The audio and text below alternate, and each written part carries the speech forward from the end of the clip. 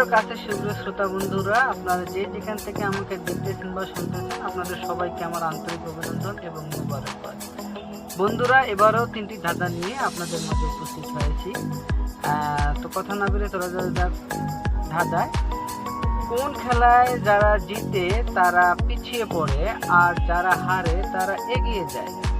2 নম্বর ধাঁধাটি হচ্ছে, 2 অক্ষরের নাম যার সবার মাঝে থাকে, জীবন যুদ্ধে তারই মাঝে বসন্ত শ্রাবণ আসে। 3 নম্বর ধাঁধাটি হচ্ছে, 2 অক্ষরের নাম যার সর্বজনের কাছে, একই প্রাণে বাঁধা যেন হাসে আর কাঁদে। বন্ধুরা, এই ছিল 3টি ধাঁধা। তো অবশ্যই একটা কাজ করবেন, আপনারা পেজটিকে ফলো দিয়ে রাখবেন, যেহেতু এখানে মজার মজার ধাঁধা জিকে আপলোড করা হয়।